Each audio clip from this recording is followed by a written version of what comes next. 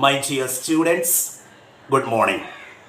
Hope you are fine and safe. Today, we are going to start our online classes for 10th standard. You know, it is very important year of our life. It is a turning point.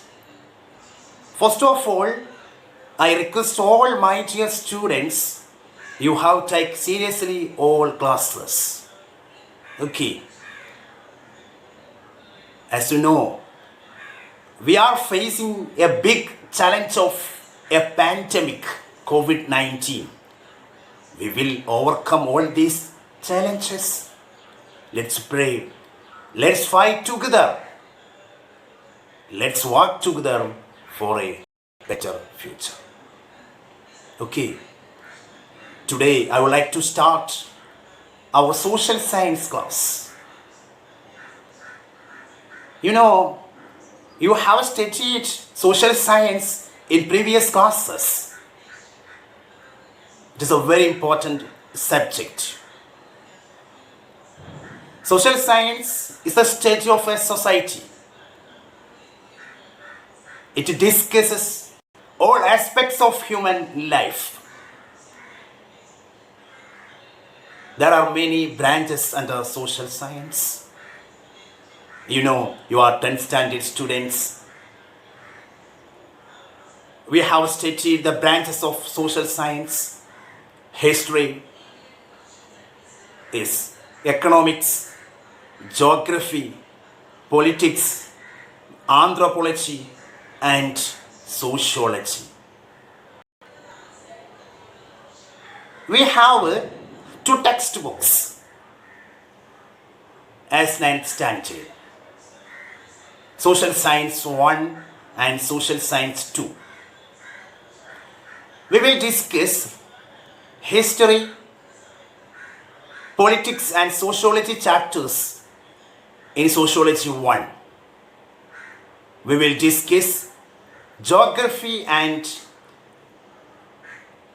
economics chapters in Social Science 2.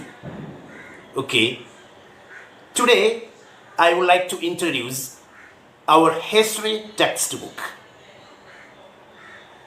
In history textbook, you have to learn 11 chapters. You know,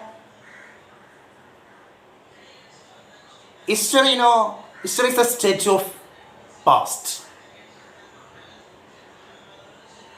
We have studied many history chapters in previous classes. We can classify history into different periods. Ancient period, medieval period, and modern period. Okay. Some ancient medieval history chapters about India, world, and Kerala we have studied in 9th standard and 8th standard. In this year, we will learn modern history. Okay. Modern history of Kerala, modern history of India, modern history of world. Okay. First two chapters, world history chapters. Revolutions that influenced the world. World in the 20th century, world history chapters. Third chapter, public administration, political science chapter. Fourth, fifth, sixth, seventh chapters, freedom movement history of India. Freedom movement history of India. In other words, freedom struggle of India. Eighth chapter also part of freedom movement that happened in Kerala. Kerala towards modernity. Ninth chapter related to political science.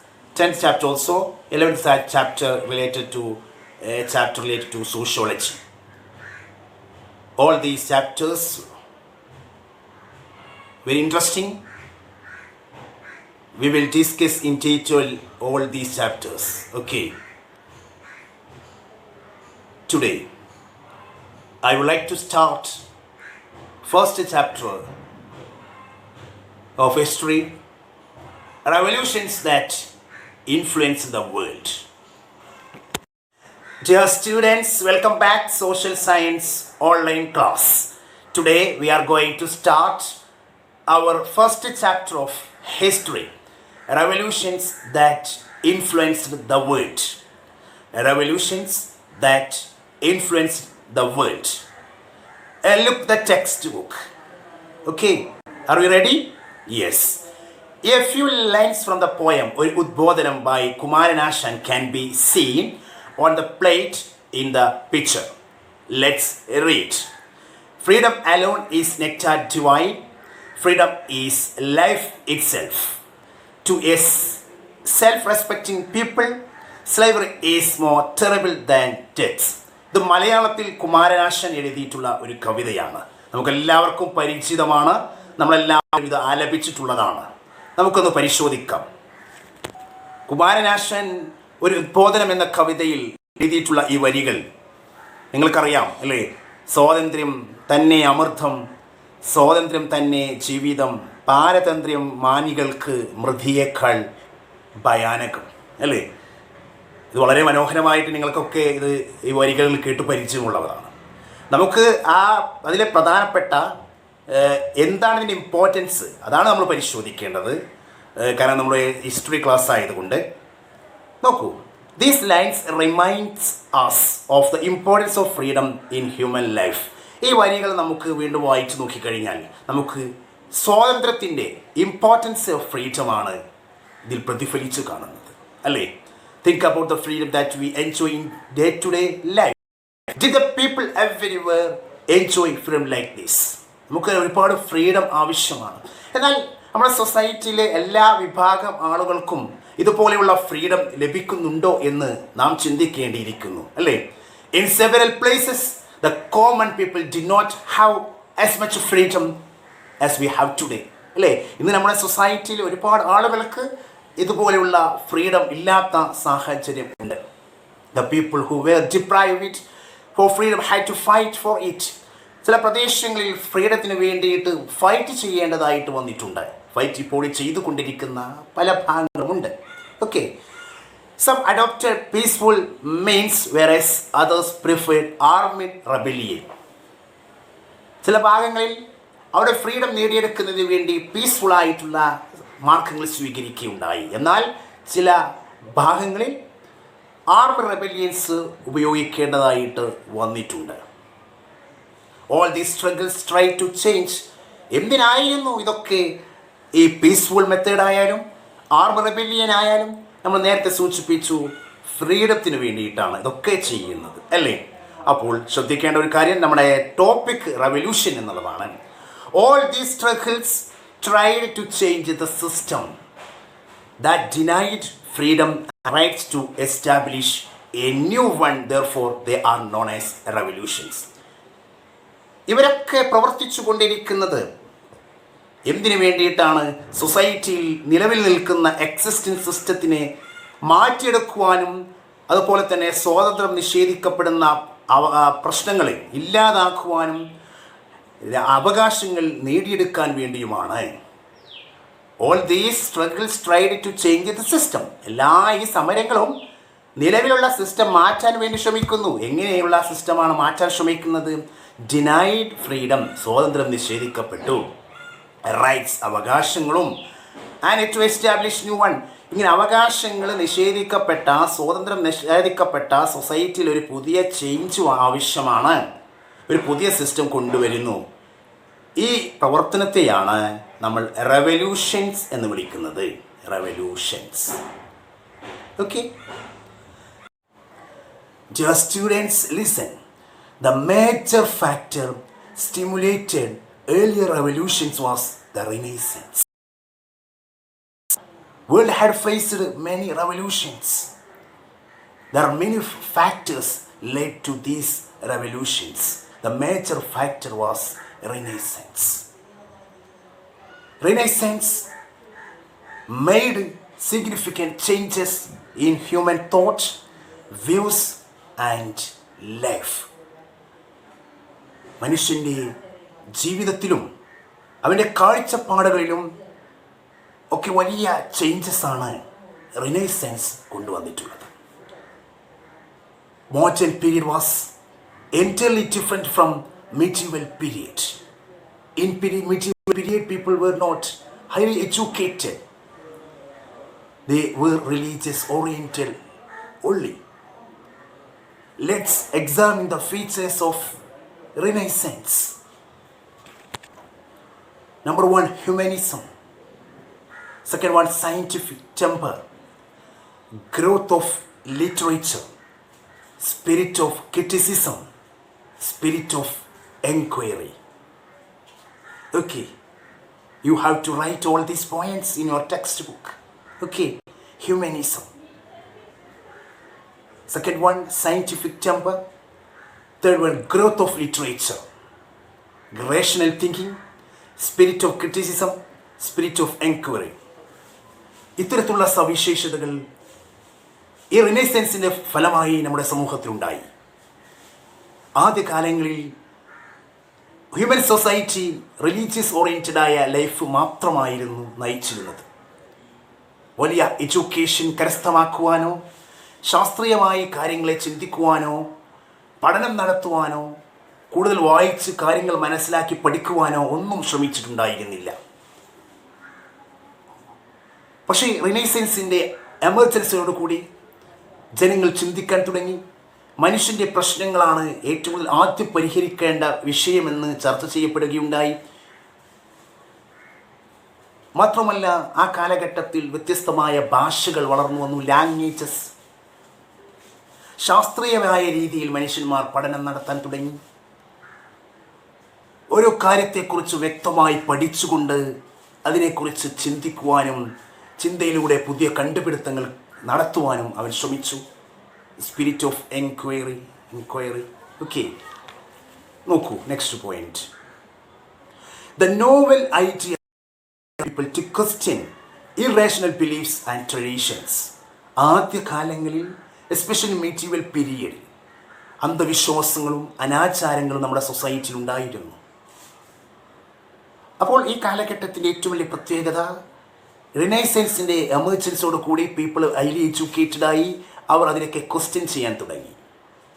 The progress in the field of science brought about by Renaissance gave birth to enlightenment in 18th century.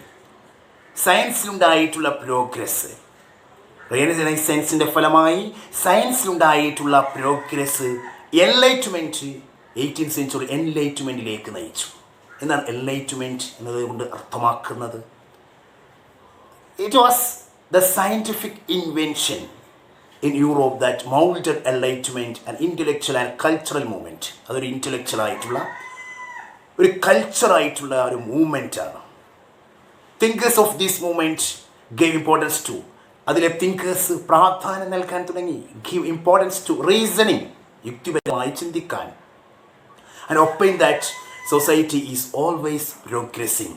സമൂഹം എപ്പോഴും പുരോഗമിച്ചുകൊണ്ടിരിക്കുകയാണ്, പുരോഗതി പ്രാപിച്ചുകൊണ്ടിരിക്കുകയാണ്.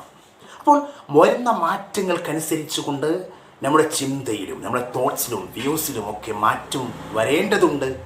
ശാസ്ത്രീയമായ രീതിയിൽ കൂടി നമ്മൾ പഠിക്കേണ്ടതുണ്ട് എന്ന് അതിലൂടെ പറയാൻ ശ്രമിക്കുന്നു. 18th സെഞ്ച്വറിയിലാണ് എൻലൈറ്റ്മെൻറ്റ് ഉണ്ടാകുന്നത്. അത് വലിയൊരു മാറ്റമായിരുന്നു, പ്രത്യേകിച്ചും യൂറോപ്യൻ സൊസൈറ്റിയിൽ. യൂറോപ്പിൽ students thinkers of this movement propagated the ideas like freedom, democracy, equality and nationalism. This is a very important point you should remember. Thinkers of the Renaissance or Enlightenment movement propagated the ideas like freedom, democracy, equality and nationalism. It encouraged the people in different parts of the world to protest against the autocratic system prevailed then. Okay, അവിടെ നിലനിന്നിരുന്ന സ്വേച്ഛാധിപതിയായിട്ടുള്ള ഭരണാധികാരികൾക്കെതിരെ fight ചെയ്യാൻ വേണ്ടി ഈ തിങ്കേഴ്സൊക്കെ ജനങ്ങൾക്ക് inspiration നൽകി. These protests developed into revolutions in many places. ഈ പ്രൊട്ടസ്റ്റുകൾ പല പ്രദേശങ്ങളിലും വലിയൊരു റെവല്യൂഷൻസായി മാറുകയും ചെയ്തു. ഈ ചാപ്റ്ററിൽ നമ്മൾ പഠിക്കുന്നത് റെവല്യൂഷൻസിനെ കുറിച്ചാണ്.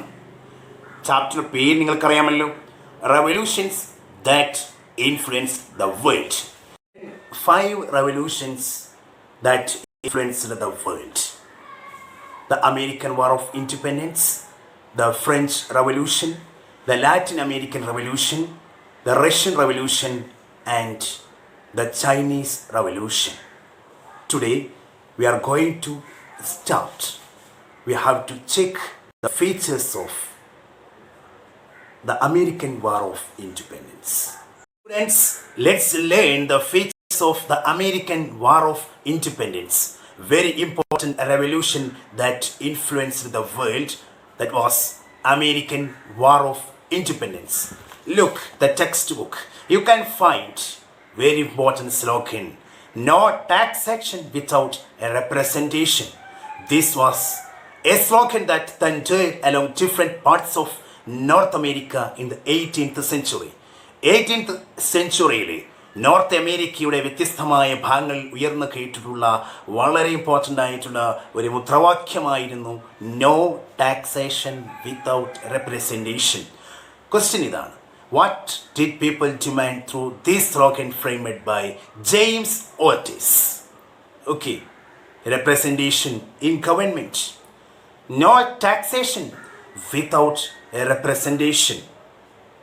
Listen, let's learn the history behind of this slogan. The slogan was raised by the people of America as a part of powerful agitation. വളരെ ഫലമായി അമേരിക്കയിലെ ജനങ്ങൾ ഉയർത്തിയിട്ടുള്ള വളരെ ഇമ്പോർട്ടൻ്റ് ആയിട്ടുള്ള ഒരു slogan no taxation without representation. We have to check circumstances that led to the agitations. We have to check the factors led to this slogan or to led to this agitation. From the 16th century onwards, the Europeans began to migrate to North America. 16th century മുതൽ യൂറോപ്യന്മാർ north അമേരിക്കയിലേക്ക് migrate ചെയ്യാൻ ആരംഭിച്ചു. Europeans began to migrate to North America. The major aim of the migration was to exploit the resources. ഈ മൈഗ്രേഷൻ്റെ പ്രധാനപ്പെട്ട ലക്ഷ്യമെന്തായിരുന്നു? North അമേരിക്കയിലെ വിഭവങ്ങൾ ചൂഷണം ചെയ്യുക എന്നുള്ളതായിരുന്നു ഈ മൈഗ്രേഷനിലൂടെ യൂറോപ്യന്മാരിൽ ലക്ഷ്യം വെച്ചിട്ടുള്ളത്. By the 18th century, England had established 13 colonies in the eastern coast of North America. North അമേരിക്കയുടെ ഈസ്റ്റേൺ കോസ്റ്റിൽ 13 colonies ഇംഗ്ലണ്ട് സ്ഥാപിക്കുകയുണ്ടായി. We should understand what is colony. The country over which another country establishes its administrative, economic and military powers is known as colony. ഒരു രാജ്യം മറ്റു രാജ്യത്തിന് മേൽ സാമ്പത്തികമായിട്ടുള്ള, സൈനികപരമായിട്ടുള്ള, ഭരണപരമായിട്ടുള്ള മേധാവിത്വം സ്ഥാപിക്കുന്നതിനെയാണ് നമ്മൾ കോളനി എന്ന് പറയുന്നത്. The country that exercises the control over the colonies is called colonial power. ഏത് രാജ്യമാണോ ഈ കോളനികൾ സ്ഥാപിക്കുന്നത് ആ രാജ്യത്തെ പറയുന്ന പേരാണ്, ആ രാജ്യത്തെ അറിയപ്പെടുന്നത് കൊളോണിയൽ പവർ എന്ന പേരിലാണ്. ഇപ്പോൾ നമ്മൾ ഇവിടെ പഠിച്ചു, നോർത്ത് അമേരിക്കയിൽ ഈ യൂറോപ്യൻസ് ഇംഗ്ലണ്ട് 13 കോളനികൾ സ്ഥാപിച്ചു എന്ന് പഠിച്ചുവല്ലോ. അപ്പോൾ ഇംഗ്ലണ്ടാണ് കൊളോണിയൽ പവർ. ഏതെല്ലാമാണ് ആ കൊളോണിയൽ പ്ലേസസിൻ്റെ പേര് നമ്മൾ കൃത്യമായിട്ട് ഓർക്കണം. അതിനു മുമ്പ് നമ്മളൊരു പ്രധാനപ്പെട്ടൊരു ഹിസ്റ്ററി പരിശോധിക്കേണ്ടതുണ്ട്. മൈഗ്രേഷൻ ടു അമേരിക്ക എന്ന് പറയുന്ന ഒരു ഭാഗമുണ്ട്. Christopher Columbus, a sailor of the Spanish government, reached North America in 1492. 1492 Spanish government നാവികനായിരുന്ന സെയിലറായിരുന്ന ക്രിസ്റ്റഫർ കൊളംബസ് വടക്കേ അമേരിക്കയിലെത്തി.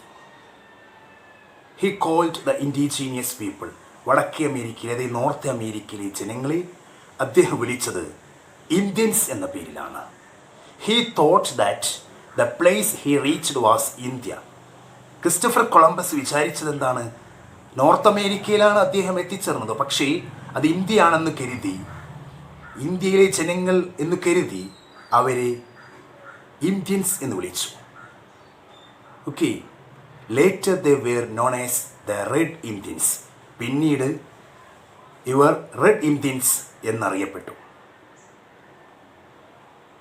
The earlier colonies in the America established by a group of people who exiled to America from the religious persecution of the King of England in the 17th century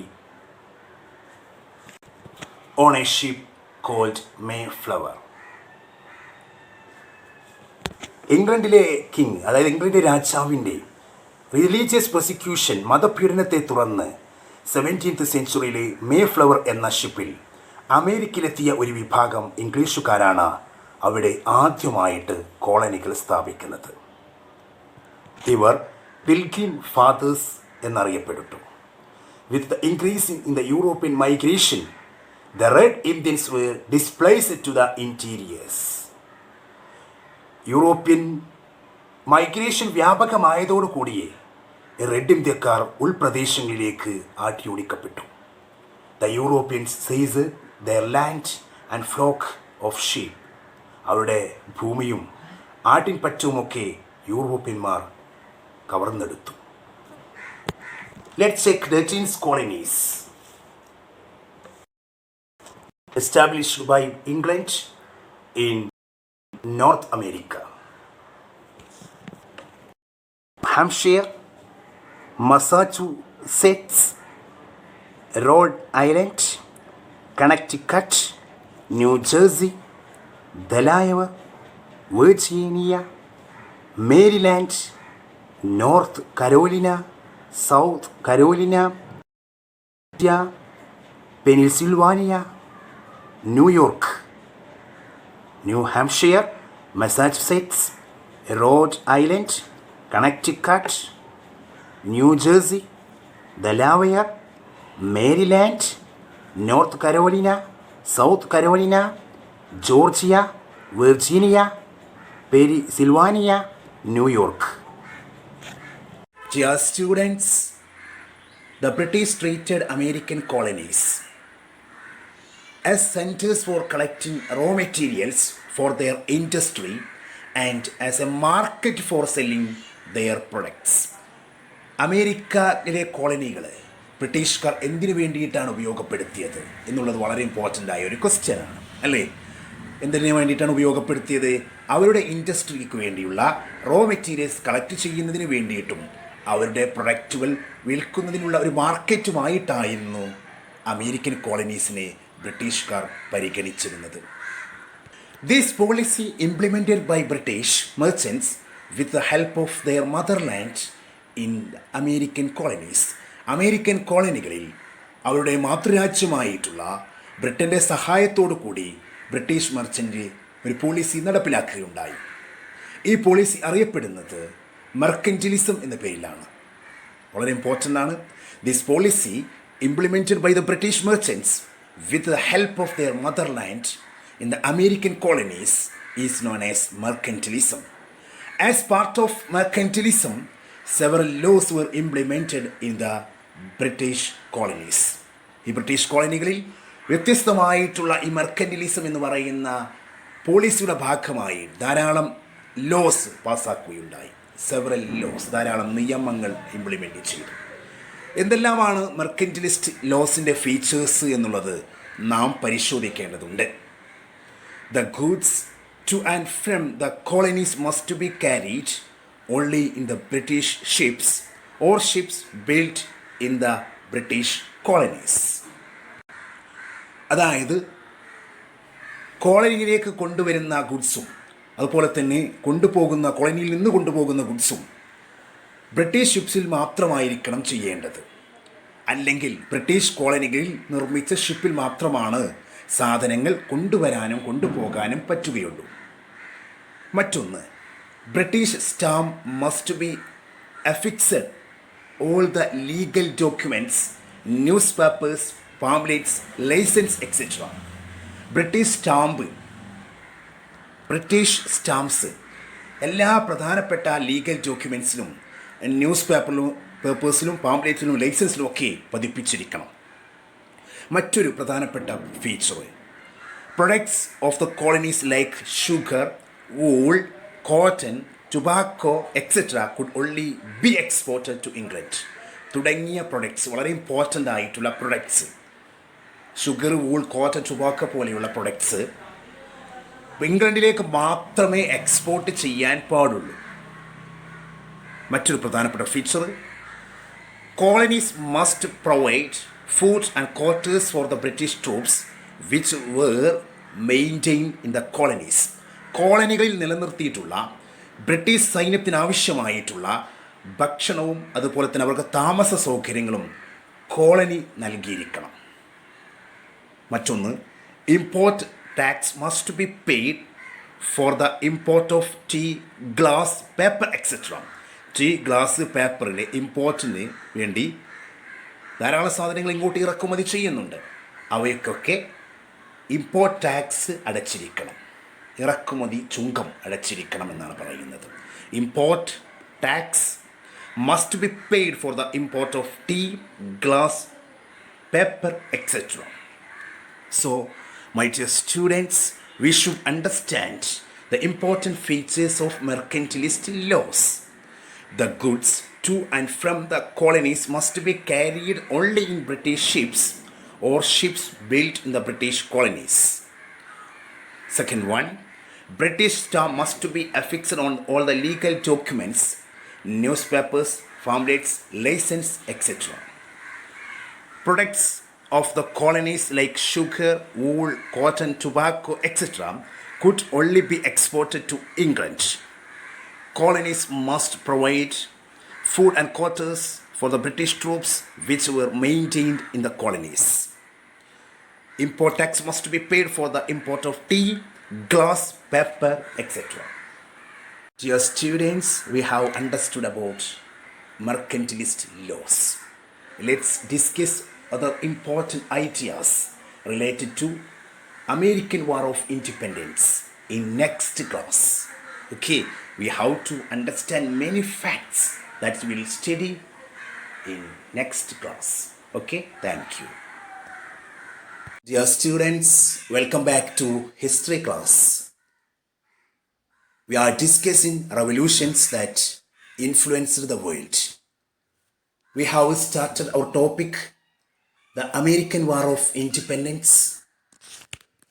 We have discussed some important facts related to this topic. You know, mercantilist laws. The British treated American colonies as centers for collecting raw materials for their industry and as market for selling their products. They introduced mercantilist laws. Next, we have to learn about an important incident, Boston Tea Party. What is Boston Tea Party? It is also a very important incident. The high tax levied by the British government on tea fired up strong protest in America. British government തേയിലയുടെ മേലിൽ, അതായത് tea വലിയ tax ആയിരുന്നു impose ചെയ്തിരുന്നത്. അത് ശക്തമായിട്ടുള്ള പ്രൊട്ടസ്റ്റിലേക്ക് നയിക്കുകയുണ്ടായി. പലപ്പോഴും സാധാരണക്കാർക്ക് താങ്ങാൻ കഴിയാത്ത വിധത്തിലുള്ള ഹൈ ടാക്സ് ഇമ്പോസ് ചെയ്തിരുന്നു. അതുകൊണ്ട് തന്നെ അതിൽ പ്രതിഷേധം അറിയിക്കാൻ ജനങ്ങൾ തീരുമാനിച്ചു. On 16th December 1773, a group of people disguised as Red Indians boarded the ships at night in the Boston harbor and threw 342 chests of tea into the sea. This protest is known as Boston Tea Party. 1773 December 16 രാത്രിയിൽ red ഇന്ത്യക്കാരുടെ വേഷം ധരിച്ച ബോസ്റ്റണിലെ ഒരു വിഭാഗം ജനങ്ങൾ Boston ഹാർബറിൽ നങ്കൂരമിട്ടിരുന്ന British ships British ഷിപ്പിൽ കയറി അതിലുണ്ടായിരുന്ന 342 പെട്ടി തേയില, അതായത് ടീ, കടലിലേക്ക് വലിച്ചെറിഞ്ഞു. ഇത് ബോസ്റ്റൺ ടീ പാർട്ടി എന്നാണ് ഹിസ്റ്ററിയിൽ അറിയപ്പെടുന്നത്. The ideologies of some thinkers also stimulated the people of the colonies to fight against the exploitative laws of the British. ബ്രിട്ടീഷുകാർ നമ്മൾ നേരത്തെ സൂചിപ്പിച്ചു, അവർ നോർത്ത് അമേരിക്കയിൽ എക്സ്പ്ലോയിറ്റേറ്റീവ് പോളിസീസ് ആയിരുന്നു എപ്പോഴും സ്വീകരിച്ചിരുന്നത്. അതുകൊണ്ട് തന്നെ ആ കാലഘട്ടത്തിൽ ജീവിച്ചിരുന്ന ചില ചിന്തകന്മാർ ജനങ്ങൾക്ക് ആവശ്യമായിട്ടുള്ള ഇവർക്കെതിരെ ഈ ചൂഷണത്തിനെതിരെ ശക്തമായി ഫൈറ്റ് ചെയ്യണമെന്ന് ജനങ്ങളെ ബോധ്യപ്പെടുത്തി കൊടുക്കാൻ വ്യത്യസ്തമായ ശ്രമങ്ങൾ നടത്തുകയുണ്ടായി. അന്നത്തെ ആ കാലഘട്ടത്തിലെ വളരെ പ്രധാനപ്പെട്ട തിങ്കേഴ്സ് ആയിരുന്നു ഒന്ന് ജോൺ ലോക്കും തോമസ് പെയിനും. John Locke and Thomas Paine were very important thinkers. John Locke says everyone has some fundamental rights. No government has the right to suspend them. എല്ലാ മനുഷ്യനും ചില ഫണ്ടമെന്റൽ റൈറ്റ്സ് ഉണ്ട്, അതിനെ നിഷേധിക്കാൻ ഒരാൾക്കു സാധ്യമല്ല എന്നുള്ളതായിരുന്നു അദ്ദേഹത്തിൻ്റെ അഭിപ്രായം. തോമസ് പെയിൻ എന്ന് പറയുന്നു, there is something absurd in supposing a continent, North America, be perpetually governed by foreign power, England. ഏതെങ്കിലും ഒരു വിദേശ ശക്തിക്ക്, ഫോറിൻ പവർ, ഈ കോണ്ടിനെന്റിൽ ദീർഘകാലം കീഴടക്കി കഴിയണമെന്ന് എന്നത് യുക്തിക്ക് നിരക്കുന്നതല്ല. ഇവിടെ വിദേശ ശക്തി എന്ന് പറയുന്നത് ഇംഗ്ലണ്ടാണ്. ഏത് വൻകരയിലാണ് അവർ എത്തിച്ചേർന്നിട്ടുള്ളത്? നോർത്ത് അമേരിക്കയിലാണ്, അല്ലേ? അപ്പോൾ ഈ തിങ്കേഴ്സ് വളരെയധികം ഇൻഫ്ലുവൻസ് ചെയ്തു. ഇനിയാണ് അമേരിക്കൻ വാർ ഓഫ് ഇൻഡിപെൻഡൻസിലെ വളരെ പ്രധാനപ്പെട്ട സംഭവവികാസങ്ങളിലേക്ക് നമ്മൾ പ്രവേശിക്കുന്നത്. എല്ലാവരും ശ്രദ്ധിക്കണം കേട്ടോ. The entire continent assemblies. വ്യത്യസ്തമായിട്ടുള്ള അസംബ്ലീസ് അവിടെ നടക്കുന്നുണ്ട്. അതിൽ വ്യത്യസ്തമായ പ്രധാനപ്പെട്ട തീരുമാനങ്ങൾ എടുക്കുന്നുണ്ട്. First continental Congress, second continental Congress, third continental Congress. ഇവിടെ എടുത്തിട്ടുള്ള തീരുമാനങ്ങൾ എന്തെല്ലാമായിരുന്നു? അതിൻ്റെ ഫലമായിട്ടാണ് പിന്നീട് അമേരിക്കയിൽ ഫ്രീഡം ലഭിക്കുന്നത്, ബ്രിട്ടീഷുകാരിൽ നിന്ന് മോചനം ലഭിക്കുന്നത്. അപ്പോൾ നമുക്കൊന്ന് പരിശോധിക്കാം. ഓക്കെ, ഈ ഫസ്റ്റ് കോണ്ടിനെന്റൽ കോൺഗ്രസ് അതേപോലെ ഒരു മീറ്റിംഗ് ആണ് കേട്ടോ.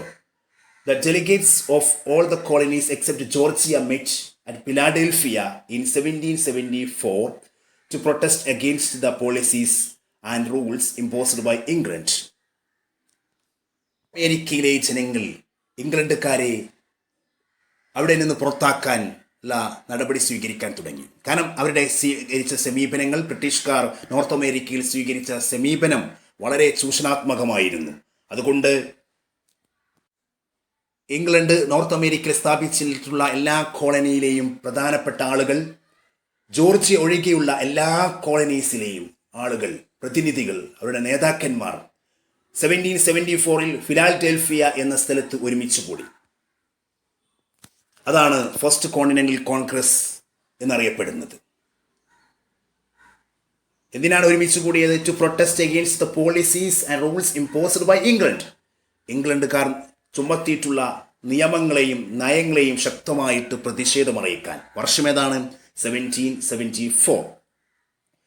എന്താണ് അതിന് ഭാഗമായി സംഭവിച്ചത്? Subsequently people of the colony submitted a petition to the king of England. കോളനിയിലെ ഈ ജനങ്ങളെല്ലാവരും ഇംഗ്ലണ്ടിലെ രാജാവിന് ഒരു പെറ്റീഷൻ നൽകി. പരാതി, അവരുടെ പ്രശ്നങ്ങളൊക്കെ പറഞ്ഞുകൊണ്ട് ഒരു പെറ്റീഷൻ കൊടുത്തു. അവരുടെ പ്രധാനപ്പെട്ട demand എന്തെല്ലാമായിരുന്നു? They demanded the revocation of the regulations enforced on industry and commerce, not to impose tax without the approval of the people. എന്തെല്ലാമാണ് ഇംഗ്ലണ്ടിലെ കിങ്ങിന് അയച്ചിട്ടുള്ള ആ പെറ്റീഷനിൽ പറഞ്ഞിട്ടുള്ള കാര്യം? അതായത് ഇൻഡസ്ട്രീസിൻ്റെയും അതുപോലെ തന്നെ കൊമേഴ്സിനുമൊക്കെ ചുമത്തിയിട്ടുള്ള ഒരുപാട് നിയന്ത്രണങ്ങൾ ഉണ്ടായിരുന്നു. നമ്മൾ നേരത്തെ മനസ്സിലാക്കി, അല്ലേ? അവിടെ പെർമിഷൻ കൂടാതെ ഒന്നും ചെയ്യാൻ കഴിയാത്ത സാഹചര്യമായിരുന്നു ഉണ്ടായിരുന്നത്. അപ്പോൾ അതൊക്കെ ക്യാൻസൽ ചെയ്യണം. മാത്രമല്ല, ജനങ്ങളുടെ അംഗീകാരം കൂടാതെ ടാക്സ് ചുമത്താൻ പാടില്ല എന്നും, not to impose tax without the approval of the people, ഈ കാര്യവും അവർ ആവശ്യപ്പെട്ടു. But the king sent a military force to suppress the people. പക്ഷേ അവർ പറഞ്ഞത് അംഗീകരിച്ചില്ല എന്ന് മാത്രമല്ല, ഇംഗ്ലണ്ടിൻ്റെ രാജാവ് എന്താണ് ചെയ്തത്? ഒരു മിലിറ്ററി ഫോഴ്സിനെ അവിടേക്ക് അയക്കുകയാണ് ചെയ്തത്. സ്വാഭാവികമായിട്ടും this led to the war between England and colonies. ഇത് ഇംഗ്ലണ്ടും കോളനീസും തമ്മിലുള്ള യുദ്ധത്തിലേക്ക് നയിച്ചു. അതാണ് ഫസ്റ്റ് കോണ്ടിനെന്റൽ കോൺഗ്രസിൽ നാം മനസ്സിലാക്കേണ്ടത്. 1774 the second continental congress next ഇയറിലാണ് കേട്ടോ. അത് പ്ലേസിൻ്റെ പേരാണ് Philadelphia. In 1775 second continental congress നടക്കുന്നത്. George Washington as a commander in the chief of continental army. ആ കാലഘട്ടത്തിൽ കോണ്ടിനെന്റൽ ആർമിയുടെ കമാൻഡർ ഇൻ ചീഫ് ആയിരുന്നു ആര്? George Washington. During the time through the pamphlet titled common sense എന്ന് പറയുന്ന ഒരു പാംപ്ലെറ്റിലൂടെ അവരുടെ പ്രശ്നങ്ങളൊക്കെ അവർ ബ്രിട്ടീഷുകാരുടെ മുന്നിൽ അവതരിപ്പിക്കാൻ ശ്രമിച്ചു. Thomas Paine declared that it was wise for American to break the ties with Britain. അമേരിക്കക്കാർ പൂർണ്ണമായിട്ടും ഇവിടെ കോളനി സ്ഥാപിച്ചിട്ടുള്ള ബ്രിട്ടീഷുകാരുമായുള്ള ബന്ധം വിച്ഛേദിക്കണം. The American continental congress issued. അങ്ങനെ നടന്നിട്ടുള്ള ഈ സമ്മേളനം പ്രഖ്യാപിച്ചു ഡിക്ലറേഷൻ ഓഫ് ഇൻഡിപെൻഡൻസ്, സ്വാതന്ത്ര്യ പ്രഖ്യാപനം നടത്തി. വളരെ പ്രധാനമാണ് ഹിസ്റ്ററിയിൽ കേട്ടോ. 1776 ജൂലൈ 4 ഈ പ്രധാനപ്പെട്ട ഡിക്ലറേഷൻ നടക്കുന്നത്. Okay, the declaration was prepared by Thomas Jefferson and Benjamin Franklin. ഈ വളരെ പ്രധാനപ്പെട്ട ഈ ഡിക്ലറേഷൻ പുറത്തിറക്കുന്നത്, ഈ famous declaration of independence issue ചെയ്തിട്ടുള്ളത് 1776 തേർഡ് കോണ്ടിനെന്റൽ കോൺഗ്രസിലാണ്. ആരാണ് തയ്യാറാക്കിയിട്ടുള്ളത്? തോമസ് ജെഫേഴ്സണും ബെഞ്ചമിൻ ഫ്രാങ്ക്ലിനുമാണ്. അതിലുള്ള ഭാഗമാണ് അവിടെ നൽകിയിട്ടുള്ളത്. Regarding human rights and freedom. അന്നത്തെ കാലത്ത് ആളുകൾക്ക് സ്വാതന്ത്ര്യം ഉണ്ടായിരുന്നില്ല, അവർക്ക് അവകാശമുണ്ടായിരുന്നില്ല. എന്തെല്ലാമാണ് ഈ ഡിക്ലറേഷൻ ഓഫ് ഇൻഡിപെൻഡൻസ് കൊണ്ട് ഉദ്ദേശിച്ചത്? അതിലെന്തെല്ലാം കാര്യങ്ങളാണ് എക്സ്പ്ലെയിൻ ചെയ്യുന്നത്? നമുക്ക് വായിച്ചു നോക്കിയാൽ മനസ്സിലാക്കാൻ സാധിക്കും. ഓൾ ആർ ഈക്വൽ അല്ലേ? Every one has certain rights. Rights should be secured. Government with consent of governed. Right of the people to abolish government. The war between England and colonies in North America that began with the Declaration of Freedom ended in 1781. ഈ declaration of freedom പ്രഖ്യാപിച്ചതോടുകൂടി north അമേരിക്കയിൽ ഇംഗ്ലണ്ടും കോളനികളും തമ്മിലുള്ള ശക്തമായ യുദ്ധം ആരംഭിച്ചു. അത് അവസാനിക്കുന്നത് 1781. According to the Treaty of Paris in 1783, England ratified the freedom of 13 colonies. 1783 Paris treat പ്രകാരം ഇംഗ്ലണ്ട് ഈ 13 കോളനീസിൻ്റെയും freedom അംഗീകരിക്കുകയുണ്ടായി. The Constitution Convention held Philadelphia under the leadership of James Madison framed the American Constitution. തുടർന്ന് ഫിലാഡൽഫിയയിൽ ചേർന്ന constitution കൺവെൻഷനിൽ വെച്ചുകൊണ്ട് James മാഡിസന്റെ നേതൃത്വത്തിൽ അമേരിക്കക്കായി ഒരു constitution തയ്യാറാക്കുകയുണ്ടായി. George Washington became the first president of the United States of America formed in accordance with the new constitution. പുതിയ constitution പ്രകാരം രൂപീകരിക്കപ്പെട്ട യുണൈറ്റഡ് സ്റ്റേറ്റ്സ് ഓഫ് അമേരിക്കയുടെ ഫസ്റ്റ് പ്രസിഡൻ്റായിട്ട് ജോർജ് വാഷിങ്ടനെ സെലക്ട് ചെയ്യുകയുണ്ടായി. The American war of independence transformed the system existed there. അമേരിക്കയിൽ നിലവിലുണ്ടായിരുന്ന സിസ്റ്റത്തിന് വലിയ മാറ്റമാണ് അമേരിക്കൻ വാർ ഓഫ് ഇൻഡിപെൻഡൻസ് ഉണ്ടാക്കിയിട്ടുള്ളത്. It greatly influenced the later history of the world in different ways. It greatly influenced the later history of world in different ways. It was very important revolution in the history of the world. We have to check impacts of American War of Independence. First one, gave direction and motivation to the later freedom struggles and revolutions all over the world. എന്തെല്ലാമായിരുന്നു American war of ഇൻഡിപെൻഡൻസിൻ്റെ result എന്ന് നമ്മൾ പരിശോധിക്കേണ്ടതുണ്ട്. പിന്നീട് വന്നിട്ടുള്ള ധാരാളം freedom സ്ട്രഗിൾസിന് ഇതുപോലെ exploitation face ചെയ്യുന്ന ധാരാളം പ്രദേശങ്ങൾ, ധാരാളം കൺട്രീസ് ആ കാലഘട്ടത്തിലുണ്ടായിരുന്നു. അവർക്കൊക്കെ ഒരുമിച്ച് നിന്ന് പ്രവർത്തിച്ചു കഴിഞ്ഞാൽ നമുക്ക് ഫ്രീഡം ലഭിക്കുമെന്നുള്ള ബോധ്യം ഉണ്ടായി. Put forward the concept of republican form of government, republican ഭരണരീതി എന്ന ആശയം മുന്നോട്ട് വെക്കുകയുണ്ടായി. Prepared the first written constitution, ആദ്യത്തെ എഴുതപ്പെട്ട ഭരണഘടന തയ്യാറാക്കി. Contributed to concept of the federal system that ensured freedom and authority of states in the union. സ്റ്റേറ്റ്സിന് സ്വാതന്ത്ര്യവും അധികാരവും നൽകുന്ന ഫെഡറൽ രാഷ്ട്രം എന്ന ആശയം ലോകത്തിന് നൽകുകയുണ്ടായി. അപ്പോൾ ഇതിൻ്റെ ഇമ്പാക്ട്സ് നമ്മൾ നന്നായിട്ട് മനസ്സിലാക്കേണ്ടതാണ്. നേരത്തെ നമ്മൾ സൂചിപ്പിച്ചു, to greatly influence the later history of the world in different ways, gave directions and motivation to the later freedom struggle and revolutions all over the world, put forward the concept of republican form of government, prepared first written constitution, contributed the concept of federal system and that ensured freedom and authority of states of in the union. അപ്പോൾ നമ്മൾ എന്തെല്ലാമാണ് പഠിച്ചത്? ഇപ്പോൾ നമ്മൾ American war of ഇൻഡിപെൻഡൻസിനെ കുറിച്ചാണ് പഠിച്ചത്, അല്ലേ? അതിൽ എന്തെല്ലാം കാര്യങ്ങളാണ് നമ്മൾ ഓർക്കേണ്ടത്? By the 18th century, England had established 13 colonies in the eastern coast of North America, അല്ലേ? നോർത്ത് അമേരിക്കയിലെ ഈസ്റ്റേൺ കോസ്റ്റിൽ 13 കോളനികൾ ഇംഗ്ലണ്ട് നോർത്ത് അമേരിക്കയിൽ സ്ഥാപിച്ചു. അവർ വ്യത്യസ്തമായിട്ടുള്ള ചൂഷണ നയങ്ങളാണ് അവിടെ പിന്തുടർന്നത് എന്ന് നാം മനസ്സിലാക്കി. അവർ സ്വീകരിച്ച പോളിസിയെ പറയുന്ന പേരാണ് മെർക്കന്റിലിസ്റ്റ് പോളിസി. അവരുടെ പ്രധാനപ്പെട്ട ലക്ഷ്യം എന്തായിരുന്നു? For colonies as centers for collecting raw materials for their industry as a market for selling their products. പിന്നെ അതിൻ്റെ ഫീച്ചേഴ്സ്, മെർക്കന്റിലിസ്റ്റ് ലോസിൻ്റെ ഫീച്ചേഴ്സ് നാം മനസ്സിലാക്കണം. പിന്നെ വളരെ ഇമ്പോർട്ടൻ്റ് ആയ തിങ്കേഴ്സിൻ്റെ പേര് ജോൺ ലോക്ക്, തോമസ് പെയിന്, അല്ലേ? ഇവരെന്ത് ചെയ്തിട്ടുണ്ട്? ജനങ്ങൾക്ക് ആവശ്യമായിട്ടുള്ള പൊതുവായിട്ടുള്ള ഈ കൊളോണിയൽ ശക്തിക്കെതിരെ ഫൈറ്റ് ചെയ്യാൻ ജനങ്ങൾക്ക് ആവശ്യമായ ഇൻസ്പിറേഷൻ നൽകി. പിന്നെ എൻറ്റയർ കോണ്ടിനെൻ്റൽ അസംബ്ലീസ് നമ്മൾ മനസ്സിലാക്കണം. ഫസ്റ്റ് കോണ്ടിനെൻ്റൽ കോൺഗ്രസ് 1774 അതിലെന്ത് ചെയ്തു? കിങ്ങിന് ഒരു പെറ്റീഷൻ കൊടുത്തു. ആ പെറ്റീഷനിൽ ചില കാര്യങ്ങൾ അംഗീകരിക്കണമെന്ന് ആവശ്യപ്പെട്ടു. പക്ഷെ അത് അംഗീകരിച്ചില്ല എന്ന് മാത്രമല്ല, ഒരു വലിയൊരു സൈന്യത്തെ രാജാവ് അയക്കുകയും ചെയ്തു. അത് യുദ്ധത്തിലേക്ക് നയിച്ചു. സെക്കൻഡ് കോണ്ടിനെൻ്റൽ കോൺഗ്രസ് 1775 ഫിലാഡൽഫിയയിൽ വെച്ച് തന്നെയാണ് നടക്കുന്നത്. അവിടെ നമ്മൾ ഓർക്കേണ്ടത് ജോർജ് വാഷിങ്ടൺ ആണ്. വളരെ കമാൻഡർ ചീഫാണ് കോണ്ടിനെൻ്റൽ ആർമിയുടെ. പിന്നീട് 1776 വളരെ ഫേമസ് ആയിട്ടുള്ള ഡിക്ലറേഷൻ ഓഫ് ഇൻഡിപെൻഡൻസ് അവിടെ പ്രഖ്യാപിക്കുകയുണ്ടായി. തോമസ് ജെഫേഴ്സണും ബെഞ്ചമിൻ ഫ്രാങ്ക്ലിനുമാണ് തയ്യാറാക്കിയിട്ടുള്ളത്. ഇത് ഓർക്കുക.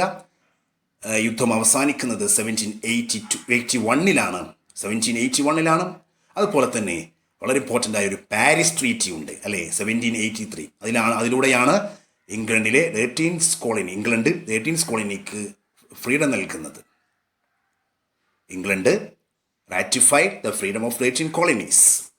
പിന്നെ ഒരു കോൺസ്റ്റിറ്റ്യൂഷൻ കൺവെൻഷൻ നടക്കുന്നു ജെയിംസ് മാഡിസന്റെ നേതൃത്വത്തിൽ. അവിടെയാണ് അമേരിക്കയ്ക്ക് വേണ്ടിയുള്ള ഒരു കോൺസ്റ്റിറ്റ്യൂഷൻ ഫ്രെയിം ചെയ്യുന്നത്.